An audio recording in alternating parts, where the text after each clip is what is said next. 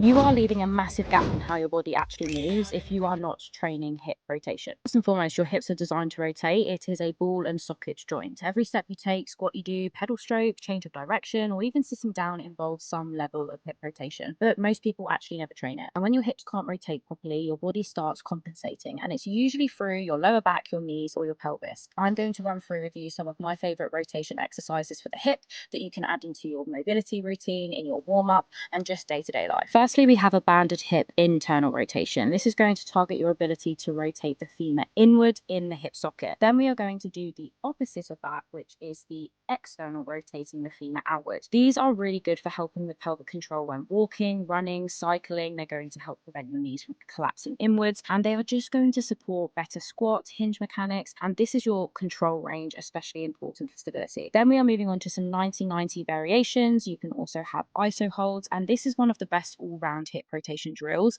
and it's going to train both the IR and the ER simultaneously, which is going to build active control, not just passive flexibility. Then we have the med ball side lying internal rotation, and this is more of an isolated IR strengthening drill, and it's going to strengthen your internal rotators directly, which are often weak and neglected. Then we have a weighted assisted external rotation with your ankle on the med ball, and this is going to allow you to access deeper external ranges safely, and the assistance lets you go further without losing control, which is personally, I think, great for athletes needing lateral movement and stability and build strength in positions that most people actually avoid. Then finally, we have the band assisted hip internal rotation holds. End range in the internal rotation with support and isometric control. This is going to build strength in your weakest range and reinforce joint stability at the end range. So you're going to essentially help your body own the position, not just reach it, and it's going to transfer well to real world movement patterns. And this is actually where injury prevention really happens.